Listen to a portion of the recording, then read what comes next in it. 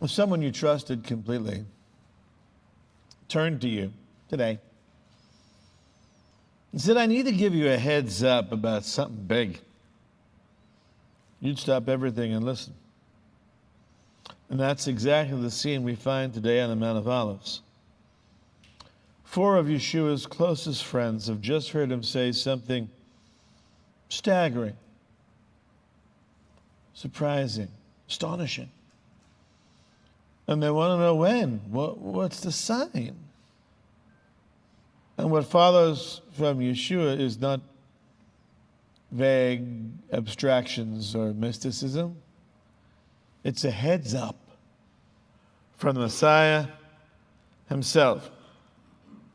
Just reading today in publication called Harbinger's Daily, World News Biblically Understood article. It says, it is a serious misjudgment for the modern church to disregard what God has to say about the future. And I'll just read you a paragraph or two before we get into our text. The study of last things, technically known as eschatology, seems to have fallen out of favor in many corners of the modern church. With a dismissive reference to no one knowing the day or hour of Christ's return, many Christians assume that studying eschatology is not something most churches or even individual Christians really need to take seriously. I repeatedly hear students in my classes claim that Scripture is too unclear on the details or timing of the rapture, or whether Christians will go through the tribulation or the nature of the millennial kingdom, to make studying these things worth their time. Is studying eschatology largely irrelevant to our walk with God? I've had many conversations with pastors and elders who argue that preaching in detail on eschatology is way too divisive from the pulpit. Usually one of the reasons given for avoiding preaching on eschatology is that people hold too tightly to their opinions on the topic and won't listen or change. Of course, the answer to that concern is to teach us how to disagree and still love one another. But the other prominent reason many churches avoid eschatology is because studying prophecy can make Christians appear a little nuts to unbelievers. It's too divisive in that it can make us unpalatable to unbelievers who visit our services, and they'll reject us and the gospel. I mean, I understand not wanting our ministries to be lumped in with the crazy excesses of preachers who abused the doctrine of eschatology, but is that really what makes us unpalatable to unbelievers? We appear crazy to the world first and foremost because of the gospel of Jesus. Believing that there are prophecies still to be fulfilled is not really the central divisive issue. And it should in no way motivate churches or choices in relation to our preaching calendars. Is it really true that modern churches can't grow spiritually or numerically if they take the teaching of eschatology seriously? Scripture's answer to these questions is a resounding no. This was important to the apostles, and it was important to Yeshua. And if it's important to Yeshua, then I dare say we should at the very least be conversant with what Jesus had to say on the topic. And if we continue in our Jewish journey through the Gospel of Mark, we're not going to do much of a review. We'll simply look at the section commandment and contrast. The conclusion we saw last week in his teaching. He was saying, beware the scribes who like to walk around in long robes and like respectful greetings in the marketplaces, and chief seats in the synagogues and places of honor at banquets, like this chief seat, this chair of Moses in the Chorazin synagogue. These individuals devour widows' houses and for appearance sake offer long prayers. And these will receive greater condemnation. And remember the story we left off with last week.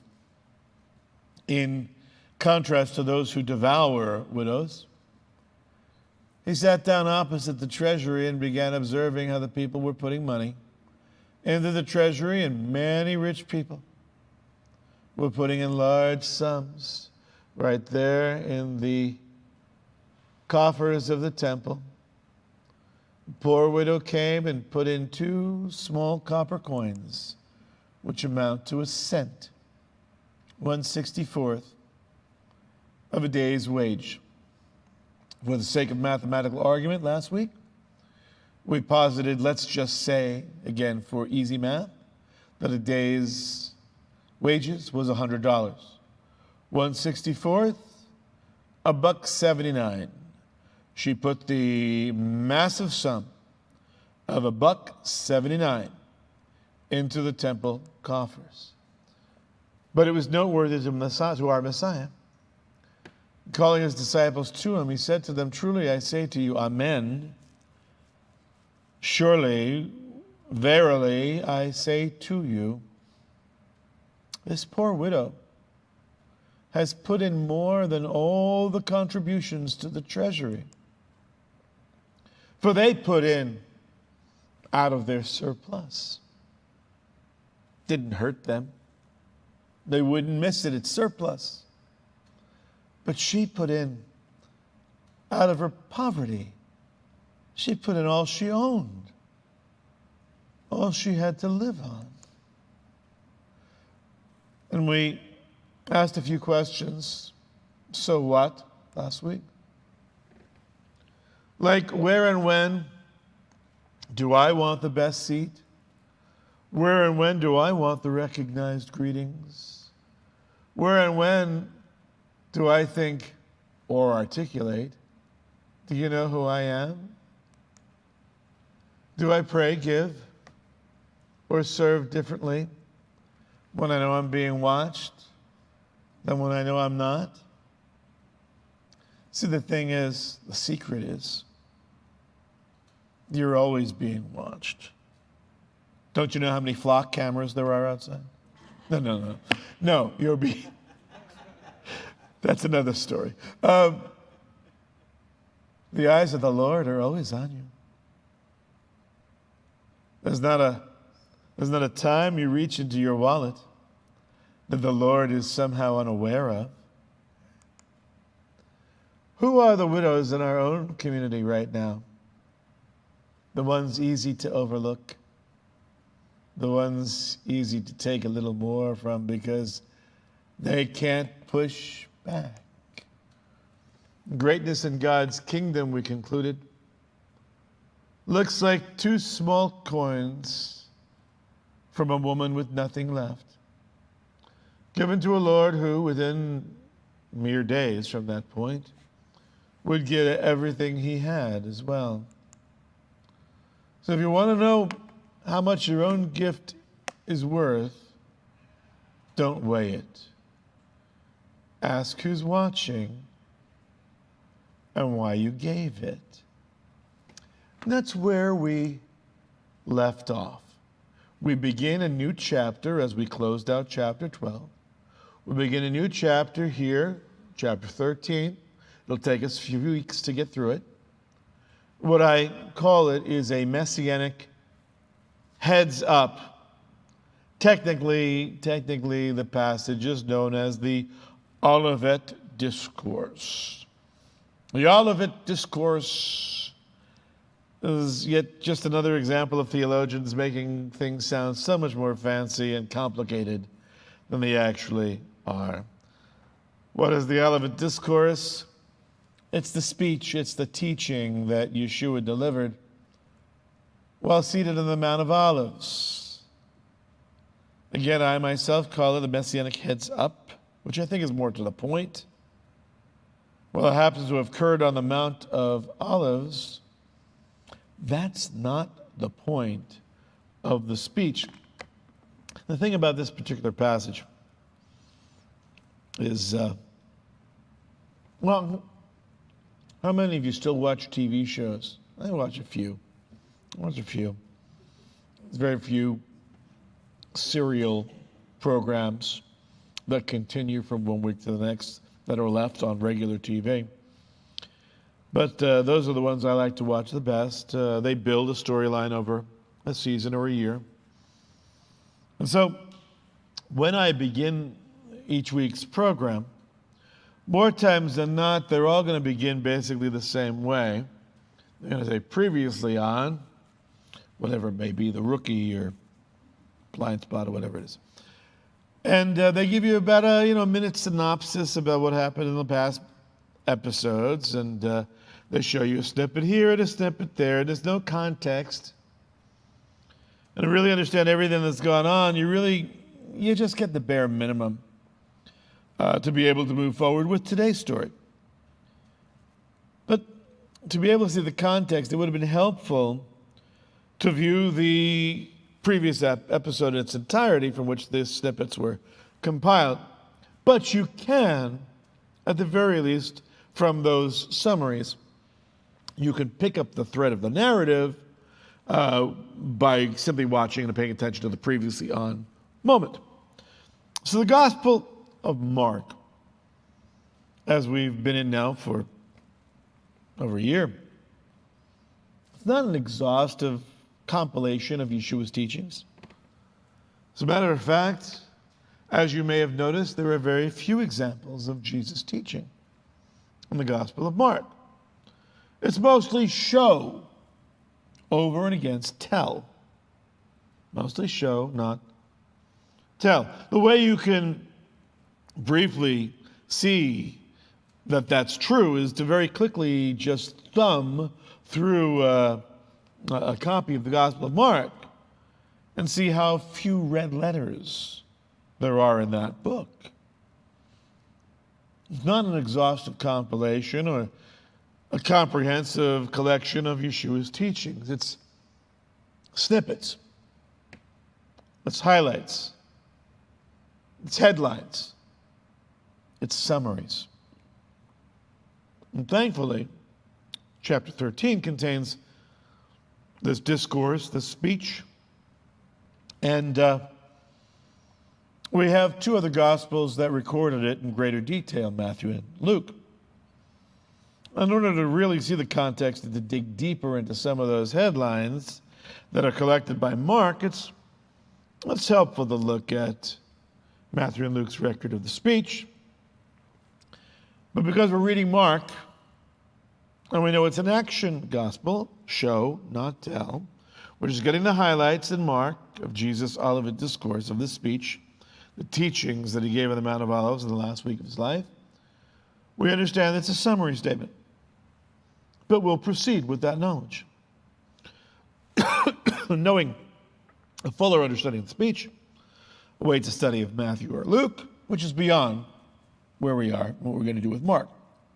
We will delve into Luke briefly today, but only for a moment.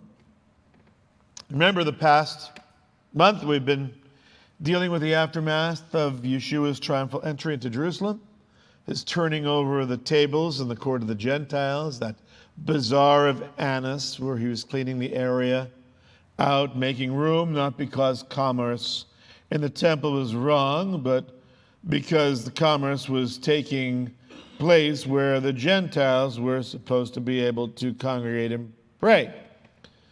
And that is, of course, a direct challenge to the leadership of Jerusalem. So he turns over the tables, chases the money changers out, those buying and selling. My house will be called a house of prayer for all nations, he quotes Isaiah. Next day, starting the next day, he comes back. We see a series of direct challenges to Yeshua that are recorded. And we have looked at these challenges that he faced from the various leaders of Jerusalem, whom through his actions he was challenging. We saw the challenge regarding the authority of Yeshua. Starting off with, by whose authority are you doing these things, turning these over, these tables? And I've remarked that Yeshua used his very clever Jew-jitsu, turning the strengths of his opponents into their weaknesses, and his defense into a strong offense. Responding, I'll tell you if you first tell me by whose authority John baptized. They say, we don't know, and so neither will Yeshua disclose by whose authority he was acting. We saw the issue of taxes, coin. Is it lawful to pay a poll tax to Rome? Are you pro-taxes to Rome? Or are you against taxes? And all of these challenges are designed to basically provide only two possible answers to the question, to box Yeshua in, both of which would get Yeshua into trouble and undermine his authority. One would either brand him as anti-Rome, a revolutionary, a seditionist, and since the Roman soldiers are all around listening, they would have had him arrested. The other would have sent all the air out of the balloon of his messiahship if he came out in favor of Roman taxes, making him an accommodationist. And last time, we saw a scribe who was so impressed with the answers that Yeshua was delivering that he said, well, I've got a question. And of course, his question is one of those things that rabbis talk about historically. Hey, how would you rank those commandments? You watch YouTube videos, and they have, I'm going to rank all the Marvel movies, or I'm going to rank chairs, or I'm going to rank various different historical figures, or rank different movies, rank different TV shows, whatever. And they've got an S tier, and they've got A, B, C, D, and all the way to F. Well, the rabbis played that game long before YouTube. Which commandments, the 613 positive and negative commandments, thou shalt nots, would you rate any of these as having more weight or more heft than the others? Is there a greater commandment? Is there a greatest commandment? A heaviest commandment? And Yeshua last week said, yeah, there is actually. I've got a commandment for you. Love the Lord your God with all your heart, soul, strength, and mind. And then at no extra charge, I'm going to throw in a second one. That is to love your neighbor as yourselves. 2 for 1. And last week's passage at the end of chapter 12. The scribe said, well, that's a pretty good answer. And Yeshua received no other questions, no other challenges at this time. And so we begin the next passage. This passage on eschatology, this messianic heads up.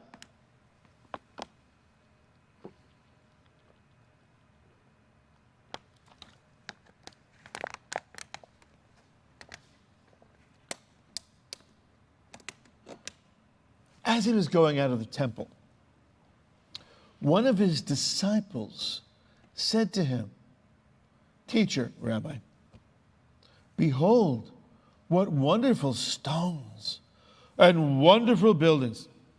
Isn't the architecture of the temple absolutely stunning? This is not the exclamation of a tourist who's never seen this before. Whoever said it is someone who's been to the temple at least once, if not 3 times a year for his entire life. 3 pilgrimage festivals when every Jew is commanded to be at the temple, Passover, Pentecost, and Tabernacles. This is someone who has seen this building all his life, and even so, I guess it kind of like looking at your wife or your spouse and saying, I wake up next to you every morning, but wow, you're still stunning. Or You look at your kid. Doesn't matter how old the kid is. You say, oh, you cutie. You are so adorable. I can't get enough of you. It's nothing new. You know what your kid looks like. You know what your spouse looks like. But you still appreciate them. And time even solidifies the appreciation. And so one of his disciples was saying, look at these wonderful stones. Look at the building. Look at the architecture. You know, Josephus mentions regarding the temple in the Jewish wars the following. Now, the outward face of the temple in its front wanted nothing that was likely to surprise either men's minds or their eyes, for it was covered all over with plates of gold of great weight. And at the first rising of the sun reflected back a very fiery splendor that made those who forced themselves to look upon it turn their eyes away, just as they had done at the sun's own rays. But this temple appeared to strangers when they were coming to it from a distance, like a mountain covered with snow. For as to those parts of it that were not gilt, they were exceeding white. And here you see the architecture of the temple. And if the sun is rising from the east, and I'm standing at the east, or looking at the temple, and it would reflect back to the eyes all the guilt. You always had to have some Jewish guilt, even in the temple. By which I mean gold guilt, you know. Yeah. And you can see all the white and the marble as well. So from a distance, you see the gold glinting and the white shimmering like a snowy mountain. It was gorgeous. It was an amazing thing in the sun. And the rabbis wrote in the Talmud, Bava Batra tractate, one who has not seen the temple, or one who has not seen Herod's building the temple, has never seen a beautiful building in his life. In other words, the temple defines what a beautiful building is. And we have multiple sources confirming just how stunning the temple was when it was standing. Now, I want you to see something, to see how this is built. Now, what you're looking at are the southern steps. And the original wall is not there. However, you can see there are 3 gates. You can see the outline, they're sealed up. But those are basically in the area where a double gate was, and that would have been the main passage or thoroughfare where Yeshua and his disciples would have left on their way out to the Mount of Olives. And here we can see how great these stones, the top stones, the smaller stones, those are not original. But the lower stones, those are. That's a Herodian ashlar. That's what those giant stones are called. And they are indeed magnificent. And you can see 4 guys across with their arms held out. You'll see that when we go to Israel together. And one of the things you'll see up close and personal, not only there at the Western Wall, but you'll see down below the Western Wall, because that's not the original ground level, you'll see the Western Wall, you'll see the large Herodian ashlars. You can see the margin that is around these gigundous stones. So this is not merely like Pink Floyd's Another Brick in the Wall. These are indeed magnificent, mighty, and large ashlars. You see the way they are placed, how the temple was built. Used no cement, no mortar, just one mighty ashlar placed carefully on top of the other, layer by layer by layer. And as you can make out, each successive layer is recessed about 1 inch. There's a margin there from the previous stone, leaving about an inch space. So as you build, you're building a little bit further back with each stone. Otherwise, if you line them all up like this, it would give you you could do it, but it would give you the psychological impression that the walls were going to come down on you. But this way, it gives you the impression that it's simply going straight up. They're magnificent. You will see them. And it's no wonder the disciples had a hard time getting over this, just how magnificent this engineering marvel was. But Yeshua said to him, "Do you see these great buildings?" To which the disciples said, "Yeah, I just mentioned them. Of course I see them. Do you see these great buildings? Not one stone will be left upon another which will not be torn down." So, not to burst your bubble or anything, Peter, Andrew, whoever it is, John, James. I do appreciate the beauty. It's a beautiful building. But don't get too used to it. Because not one stone is going to be left on another which will not be torn down. This temple, gorgeous as it is, masterwork by Herod and his engineers as it was, has a very definite shelf life. So again, in Israel, we will walk along this area. You can see we will be walking along the Western Wall.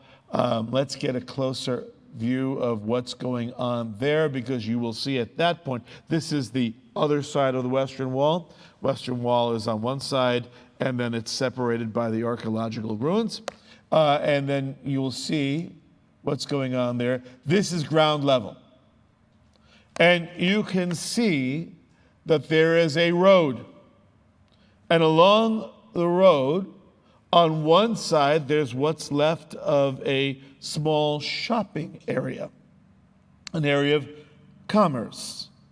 And each one of those little areas to one side would have been a little stall where you could buy something like exchange your coins. This is where they should have been, the exchanging.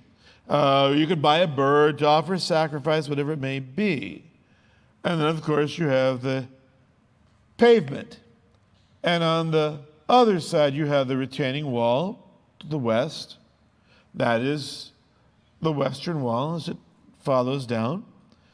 And now you're walking along, but you see this, at the foot of the Western Wall, a giant pile of stones. It's hard to see just where the height that the giant pile of stones would have fell from. But you see where there is a little ledge as we go out toward the corner. That's all original. But the original wall went up higher. You can't actually see where the original wall ended.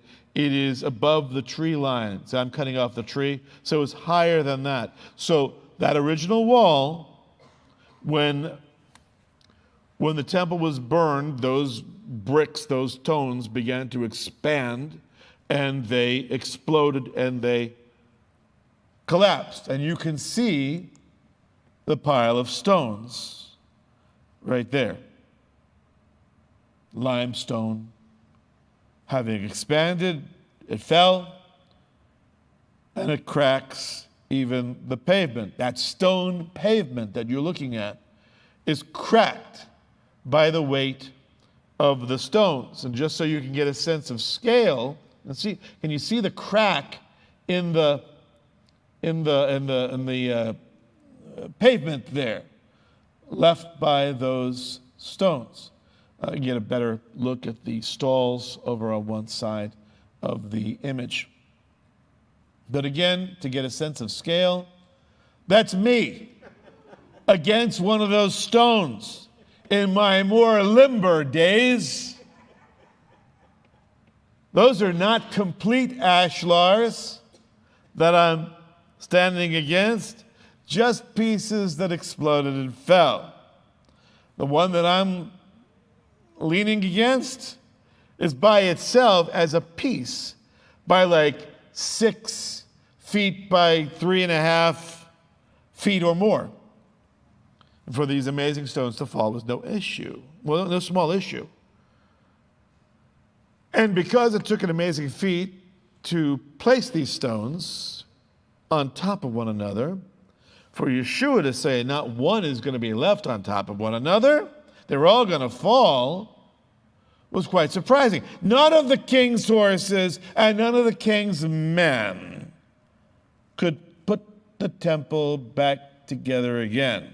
This is a big deal. Well, they wind up making their way out of Jerusalem, across the Kidron Valley to the Mount of Olives. And the conversation continues. As they're sitting on the Mount of Olives opposite the temple, Peter and James and John and Andrew were questioning him privately. So we see the three, James, John, and Peter. We see them together all the time, but this time we get a fourth guy, Andrew, Peter's brother. So you get two sets of brothers, right? A subset, the closest associates of Yeshua, and they are questioning Yeshua privately. Not with a big group of disciples, not with the crowds, just taking some time out, resting on the way home from the temple back to Bethany, where they were staying with Mary, Martha, and Lazarus. And they question him privately as they're relaxing, sitting on the Mount of Olives. This is the Mount of Olives. I am standing on those southern steps, facing now east. I've turned. And I can see and look across. There's the Mount of Olives right there. Kidron Valley in between. And you see it's not really a mountain. It's just a glorified hill. Mount of Olives is really the Hill of Olives. But, to cross over to Bethany, you have to... Bethany's on the other side of the Mount of Olives, east. So when we're in Israel, we'll be up on top, and we'll be right on top of that hill right there, and we'll come down the road. You see the road from there, called Palm Sunday Road. And we'll pause. You see in the middle there is the Garden of Gethsemane, where the church is. And we'll have some teaching, and we'll proceed. And now going the other way, here's the Temple of Mount. Here's the Temple Mount. I wish I had a picture of the temple to show you a real picture. But I have instead the Golden Dome and the Al-Aqsa Mosque. So center, east, east, Mount of Olives is right over here. Tell us, when will these things be? And what will be the sign when all these things are going to be fulfilled? This is your first clue, that you do not have a comprehensive record of the entire conversation in Mark. Because all that has preceded this particular question is a statement. Not one stone will be left upon another. The temple will eventually be destroyed. So, contextually, Jesus must have talked about something else to elicit this kind of comprehensive question. Not when this is going to happen, or this temple is going to fall, but these things. He's only talking about one thing, these things. All of these things. For a more comprehensive answer, we're got to go to Matthew or Luke.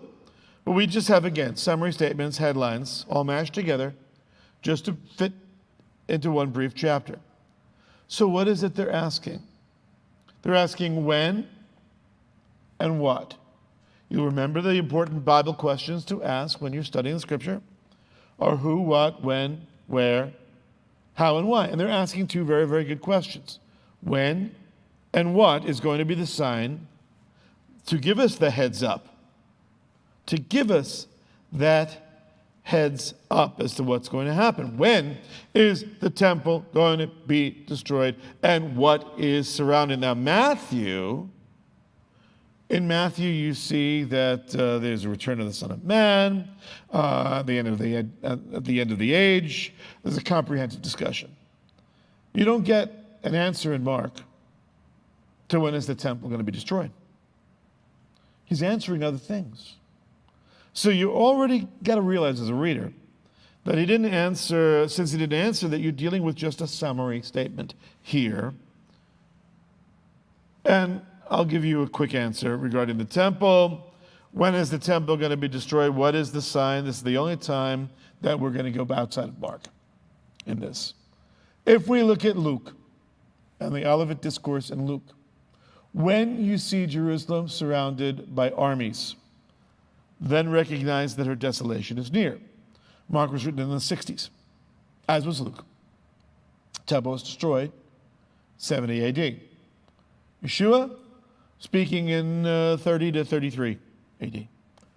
Then those who are in Judea must flee to the mountains. Those who are in the midst of the city must leave. And those who are in the country must not enter the city. Judea is a very specific geographical area. Let's read the rest of it.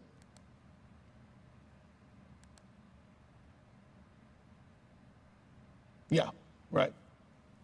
Then those who are in Judea must flee to the mountains, those in the city must leave, those in the country must flee to the city, because these are days of vengeance, so all things that will be written must be fulfilled. Woe to those who are pregnant, and to those who are nursing babies in those days, for there will be great distress upon the land and wrath to the people.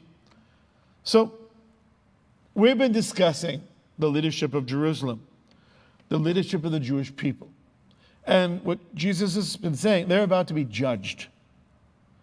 It's a biblical axiom that a nation is always held responsible for the actions of their leaders, which is why when you have the opportunity to do as we have in our country, in our nation, we must always choose wisely at the voting booth on local, regional, and national levels. But of course, Judea, Galilee, Israel didn't have freedom of choice. Their leadership was appointed by Rome. Nonetheless, bad decisions by Jewish leadership would have devastating consequences for the Jewish people, the nation of Israel. And Yeshua says these are days of vengeance. When Jerusalem is surrounded by armies, get out. Go as far as you can. Run. Run. Because days of wrath and vengeance are coming. Not just because God's in a bad mood, but because that all things that are written must be fulfilled. Remember, Jesus himself pronounced judgment upon the leadership of Israel, and the wrath that is to come. It's one of the themes we see in Peter's sermons in the book of Acts. Wrath is coming, God's vengeance is coming. In the book of Hebrews, we see warning that you do not want to be on the wrong end. Hebrews also written in the mid-60s, on the cusp of the Jewish revolt. The wrath of God is coming by the means of the instrument of Rome upon the Jewish people because of their leaders' disastrous failure to recognize the Messiah. Not only failure to recognize him in a passive sense, but their active persecution and instrumentality leading to his death. God's wrath is coming, so that all things will be written, which are written must be fulfilled. And this wrath is coming not because God hates the Jews, not because God has rejected the Jewish people. It's just that there are consequences for behavior. For example, Psalm 2. Early on in the Psalms, 2 Psalms in, it ends this way. Kiss, term the shach, do homage, obeisance, demonstrate fealty, kiss the Son, that he not become angry, and you perish in the way, for his wrath will soon be kindled. How blessed are those who take refuge in him. So, in other words, again, appropriate recognition, obeisance, and honor to God's Son, or the wrath of God is the consequence. That's not just New Testament teaching. That goes back to the Hebrew Bible. That goes back to the Psalms. And there will be distress upon the land, warfare and wrath on the people of the land. And they will fall by the edge of the sword and will be led captive into all nations. An extraordinary diaspora, an unprecedented diaspora. And Jerusalem will be trampled underfoot by Gentiles until the times of the Gentiles are fulfilled. So, background on the Jewish Revolution, Josephus' Jewish Wars, you get a very comprehensive account. What are the times of the Gentiles? Well, according to Daniel, the times of the Gentiles began with the Babylonian captivity, and the times of the Gentiles will not be fulfilled until some future date, the date when the Lord returns for his people. The tribulation, and then thereafter, times of the Gentiles will be fulfilled. So, Jesus is not answering about the temple or about Jerusalem. He's answering something else entirely. And he continues. And he says to them, see to it that no one misleads you. See to it. Heads up. Take care. Watch out. Various different ways we could translate this little warning. Do not let anyone mislead you. Many will come. Many will come in my name, saying, I am he, and will mislead many. In my name, in my authority, is what that means. So many are going to try to pass themselves off as me. And they're going to look a little different. Instead of Jewish, they might be Korean, like Sun Myung Moon. Remember him from the 70s? It might look like some crazy long-haired hippie in Waco with glasses. David Koresh from the 90s, you remember him. But I think more likely is saying, many are going to be saying, I am he, I am the Messiah, and will mislead many. 2 generations following Jesus' statement, you have the first big, famous messianic claim, aside from Yeshua. The second Roman Revolution was led by a guy by the name of Bar Kokhba. Originally Bar Kokhba, but Bar Kokhba was the name that Rabbi Akiva, the chief rabbi of the day, attributed to him, son of the star, going back to the famous messianic prophecy of Numbers. I see a star associated with the Messiah. And so Simon Bar Kokhba was identified as the Messiah. I am the Messiah. Bar Kokhba, from 135 AD onward through Jewish history, there was a slew of Jewish claimants to be the Messiah. I am the Messiah. And they have a great following. You read about them in Jewish Encyclopedia, or you can read about it on Wikipedia. Jewish, the Messiah that you see, there are a lot of Messiahs in history that came to nothing. All of them but one came to nothing. The latest, of course, Rabbi Schneerson, Menachem Mendel Schneerson, Now, the interesting thing about Menachem Mendel Schneerson is he died in 1994 after having a stroke and losing his ability to speak in 1992. But that did not stop his followers, the Chabad Lubavitch. At least half of them still believe he's coming back, that Menachem Mendel Schneerson is the real Messiah, and that he revealed himself even though he's been dead for 32 years. He's just hiding and waiting for the right moment to reveal himself. There was an article in the Forward magazine that is written for and about Jewish people. The article was about a deli owner who advertised Menachem Mendel Schneerson as the Messiah. The Forward magazine's article was entitled, "Messiah is on the menu and the deli is in a pickle." But whether we're talking about Jewish claimants to being Messiah or other people saying, well, I'm Jesus, just in a fresh body, Jesus is actually saying, heads up, see that nobody misleads you. A lot of people are going to be fooled. It says mislead many, not none, because the world is going to be credulous. They're going to be very credulous. And these phony balonies are going to amass a lot of followers. When you hear of roar of wars and rumors of wars, do not be frightened. These things must take place, but that is not yet the end.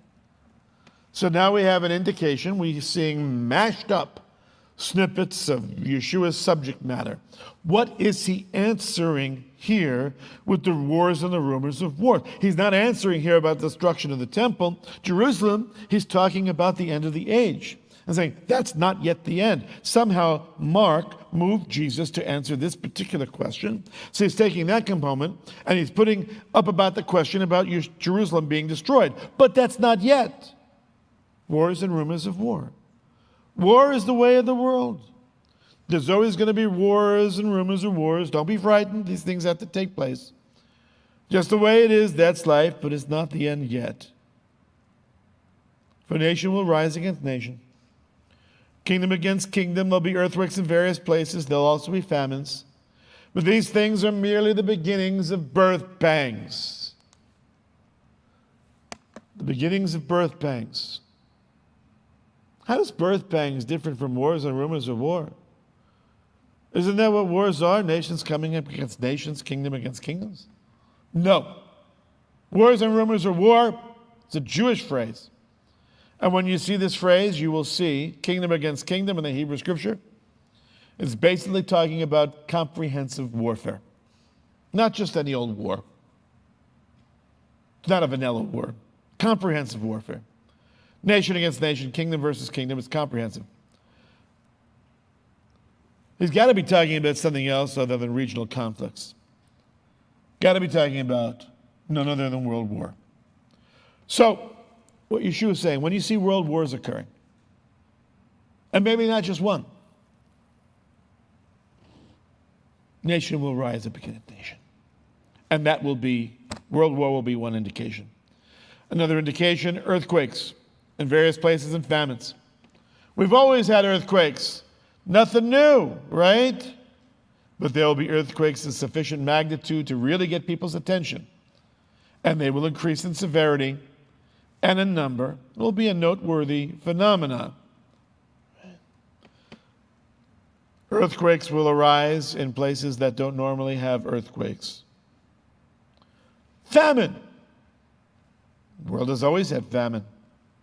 Now we just know about more of it because we're all connected. We all know, we all remember, we are the world. We are the people, right? Famine gets our attention, right? But there's always been famines. But there'll be a lot more of them. Again, in surprising places. But these things are merely the beginning of birth pangs. Those who have given birth understand the process does not end with the first contraction. Would that it did. It's just the beginning. Theoretically, you have a long and arduous journey ahead of you. I don't speak from personal experience. Let's wrap this up. Be on guard. They'll deliver you to the courts. You'll be flogged in the synagogues, and you will stand before governors and kings. For my sake is a testimony to them. Be on your guard. Watch out. Heads up. We're going to expand on this next time. But all of these things contribute to the fact that the gospel must first be preached to all the nations. So what? You may ask. Did you ask? So what? Notice what Yeshua has told them. Wars, rumors of wars, earthquakes, famine, arrests. All of those at the beginning. He doesn't say, this is a disaster. This is a tragedy. He says, this is the beginning. Here's what's easy to miss when you see a list like that read out loud. It's easy to overlook this critical verse. The gospel must first be preached to all the nations. It's not a footnote. It's the point.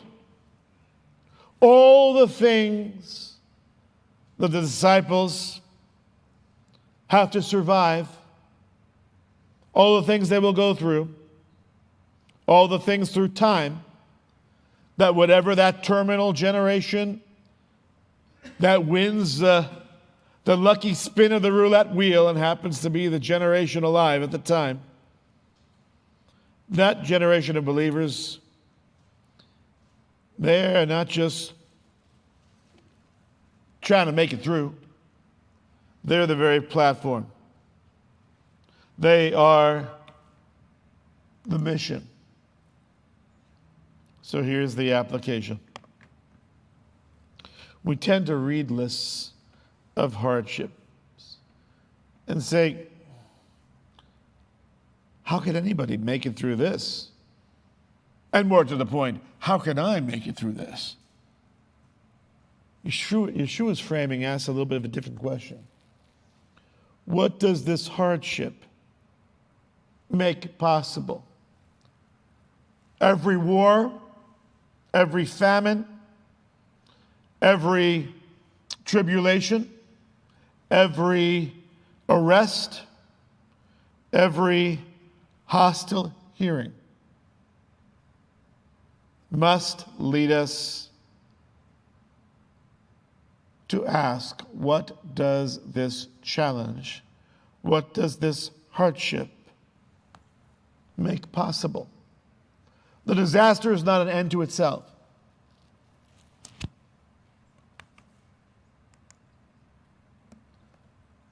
When trouble finds a believer, the gospel doesn't stop. It travels. I don't say go looking for trouble. Trouble will find you sufficiently. But when trouble does find us, it doesn't shut us up. It motivates us to get moving and to get yapping. As to the remainder of the Olivet Discourse, I'm afraid I'm going to have to leave you in suspense. I'm going to leave it right there for time's sake. The disciples, they don't get an answer about the temple, and neither do we, not yet. But before we get to the arguably harder verses that lie ahead, sit with this one.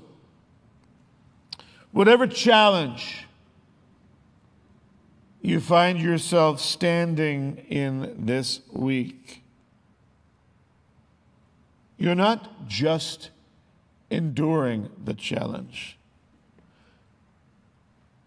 You may be the reason that someone gets to hear the gospel for the very first time.